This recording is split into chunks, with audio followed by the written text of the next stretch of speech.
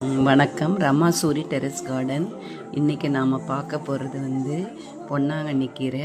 இது டிஃப்ரெண்ட்டாக இருக்குது பாருங்கள். சிகப்பு பொன்னாங்கண்ணி கீரை அப்படின்னு சொல்லுவாங்க. சிகப்பு பொன்னாங்கண்ணி கீரை வளர்ப்பை பற்றி தான் நம்ம பார்க்க போகிறோம். நான் மாடியிலேருந்து பொன்னாங்கண்ணி கீரையை பறிச்சுட்டு வந்தேன். நான் அதை சமையலுக்கு எல்லாத்தையுமே எடுத்துட்டேன். நான் மேல் பகுதி மட்டும் எடுக்கலை. ஒரு தண்டோட மேல் பகுதி பார்த்திங்களா, அதை மட்டும் விட்டுட்டு மொத்தம் கீழே இருந்து அப்படியே எல்லாத்தையும் எடுத்துட்டேன். இது 2 நாளைக்கு முன்னாடி நான் எடுத்துட்டேன். எடுத்த கீரை என்ன பண்ணணும், அதை பார்த்திங்களா, ஒரு சின்ன டப்பியில் தண்ணியில் போட்டு வச்சுட்டிங்கன்னு வச்சுக்கோங்க.